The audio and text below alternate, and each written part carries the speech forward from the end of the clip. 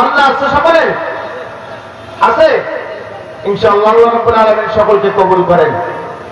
আল্লাহ তাআলা আবার বলেন وأنفقوا مما رزقناهم سرا وعلانية يرجون تجارة لن تبور।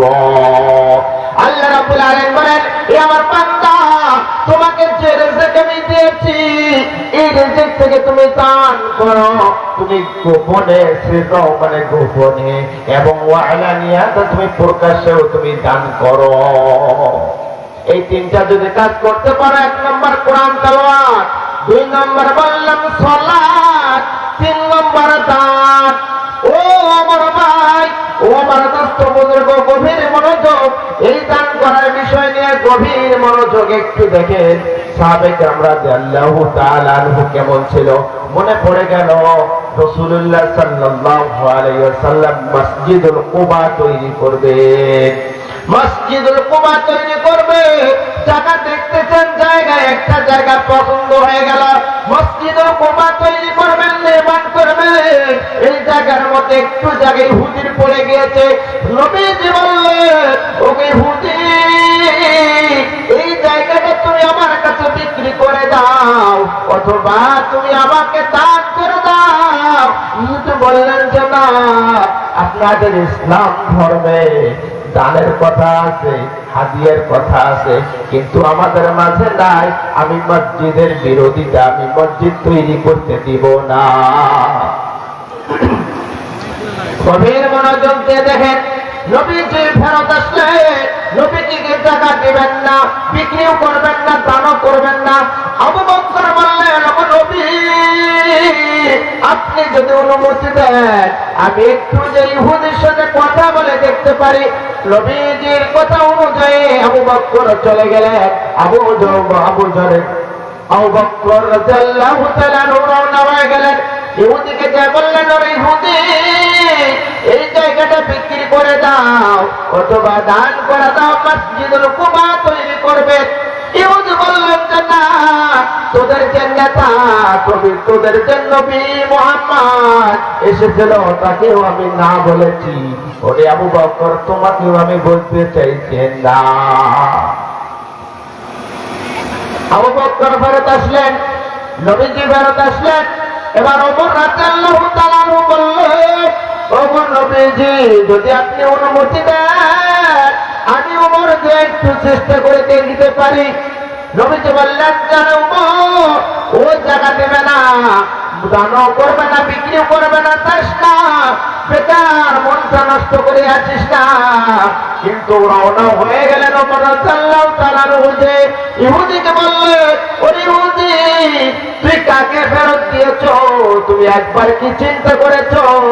ওরে ইহুদি, তোমাকে বলতে চাই, এই জায়গাটা তুমি বিক্রি করে দাও, অথবা দান করে দাও। আমি ওমরকে তুমি তো ভালোই করে চিনো। ইহুদি বললেন, এর ওমর, তুমি কি আমাকে হুমকি দাও? ওরে ওমর, তুমি আমাকে কি ভয় দেখাও? ওরে ওমর, তোমার আমি ভয় করি না, তোমার আমি হুমকিও মানি না। ওমর, আমি এই জায়গাটা কোনোভাবেই দানও করবো না, বিক্রিও করবো না। নবীজি চলে আসলেন। আসার পর গাছের মধ্যে হেলেন দিয়া, মনটা মলিন করিয়া, 2 চোখের পানি অশ্রু ঝরাইয়া নবী চিন্তায় পড়ে গেলেন, আমার মসজিদুল কুবা কি তৈরি হবে না? আল্লাহ তাআলার কাছে বলছেন, মাওলা গো, যেটা উত্তম হয়, যাহা আপনার কাছে উত্তম মনে হয়, আপনি তাহা ব্যবস্থা করিয়া দেন। আল্লাহ বলেন, ইন্নাল্লাহা মা'আস সাবিরিন। এ বান্দা, একটু ধৈর্য ধারণ কর, আমি তোর জন্য বাজেট করে দেব, কোনো টেনশন করিস না। রাসূলুল্লাহ সাল্লাল্লাহু আলাইহি ওয়াসাল্লাম সমস্ত সাহাবীদের নিয়ে মন মালিন্য হয়ে গেলেন। আলী চলে গেলেন, আলী ব্যাগ করলেন, আলীর কাছে জমিতে দিলেন না। উসমান রাদিয়াল্লাহু তাআলা আনহু ব্যবসার জন্য গিয়েছে। উসমান রাদিয়াল্লাহু তাআলা আনহু একজন এমন সাহাবী যার তবিয়ত ছিল কোন সফর থেকে আসার পর নবীজির সঙ্গে দেখা করতেন, নবীজির সঙ্গে দেখা করার জন্য গেলেন, যে দেখে নবীজির দু চোখ বেয়ে বেয়ে জল, নবীজির দুই চোখ বেয়ে বেয়ে পানি, অশ্রু সিদ্ধ পানি ঝরতেছে। ওসমান রাদিয়াল্লাহু তাআলা বললেন, ওগো নবী কি হয়েছে আমি একটু কি জানতে পারি? নবীজি বললেন, ও ওসমান তুমি তো চিনে না, তুমি জানবে না হয়তো, আমি মসজিদুল কুবা তৈরি করব, ইহুদির কাছে একটি জায়গা একটু আছে, ওই জায়গাটার জন্য মসজিদের কুবা তৈরি করতে পারছে না। ওরে ওসমান, ওই জায়গাটা বিক্রিও করবে না, দানও করতে চায় না, বলো তো কি করা যাইতে পারে? ওসমান রাদিয়াল্লাহু তাআলা বললেন, ও নবী আপনি যদি অনুমতি দেন আমি শেষবারের মতো যাইতে চাই। নবীজি বললেন যে যাও, যেও না, বেকার তার কাছে যে তুমি বেজ্জিত হয়ে ফিরে আসিও না। এ আমার বন্ধু গভীর মনোযোগ। ওসমান রাদিয়াল্লাহু তাআলা চলে গেলেন, সেই ইহুদিকে বললেন, ওরে ইহুদি তুমি জায়গাটা বিক্রি করবে না, দান করবে না, এটা কেমন কথা বলো? বলো এই জায়গাটা বিক্রি করার কারণে তুমি কত দিরহাম দিবে, কত টাকা অর্থ নিবে? যখন এই কথা বললেন গভীর মনোযোগ, অন্য থেকে নজর দেওয়ার সময় নাই। ও ভাই, ও বন্ধুগণ গভীর মনোযোগ, এই কথা যখন বললেন ওসমান রাদিয়াল্লাহু তাআলার প্রস্তাবে, ওই ইহুদি বললেন, ও ওসমান তুমি কি কি দিতে পারো একটু বলো? ওসমান রাদিয়াল্লাহু তাআলা বললেন, আমার ব্যবসা বাণিজ্য যা কিছু আছে সব তোমাকে দিয়ে দিব, ওই জায়গাটা শুধু তুমি নবীকে আমার দান করে দাও। ওসমান রাদিয়াল্লাহু তাআলা কেমন ছিলেন একটু কি জানতে চান? যেমন সারা বিশ্বের মধ্যে কয়েকজন ধনী আছে, তার মধ্যে যেমন ডক্টর ইউনূস আছেন, আরো বিভিন্ন জন আছেন, তার মধ্যে এইরকম ছিল ওসমান রাদিয়াল্লাহু তাআলা এক নম্বর ধনী, এক নম্বর ধনী ছিল সেই জামানায়। ওসমান রাদিয়াল্লাহু তাআলা সব কিছু তার কাছে বিলীন করে দিলেন। এই ওসমান তুমি সব কিছু আমার কাছে বিলীন করে দিলে কেন? এই জায়গাটার মধ্যে কি আছে একটু বলো। বলে যে দেখো, মুসলমানদের ইবাদতখানা, সে আল্লাহর ঘর মসজিদ এখানে নির্মাণ করবেন, আমার নবীজির কাছে জায়গাটা পছন্দ হয়েছে, যার জন্য নবীকে আমি খুশি করার জন্য এই শুধু আমার ধন সম্পদ নয়, আমার জীবন পর্যন্ত আমি দিতে পারি। সুবহানাল্লাহ বলবেন না? ওরে খোদা, গলা ফাটার শেষ সুবহানাল্লাহ পড়ে না, বাড়িতে কবেন নাকি? কত হুজুরা কি কয় করতো, সুবহানাল্লাহ কবে না, আলহামদুলিল্লাহ কবা কবে, কিছু করবো না, চুপ করে বসে থাকবো। কে কে রাগ করে আছেন? এটি আমার উপর রাগ কে কে? কত হাত তুলেন তো, রাগ কে কে করছেন? আপনারা কে কে রাগ করছেন? হাত তুলেন। তাহলে মোটামুটি মনে হচ্ছে কেউ রাগ নাই, তাই তো? তার আলোচনা সামনের দিকে যাবে, আলোচনা একটা কিন্তু ব্রেক করে আসছে, মনে আছে কি? হ্যাঁ মনে আছে।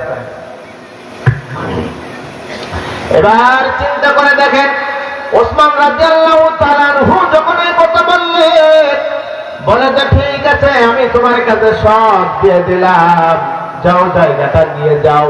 এই কথা বলতে দেরি নয়, ওসমান রাদিয়াল্লাহু তাআলা মুস্কি হাসি আনন্দের সঙ্গে নবীজির কাছে ফিরলেন। ও নবী,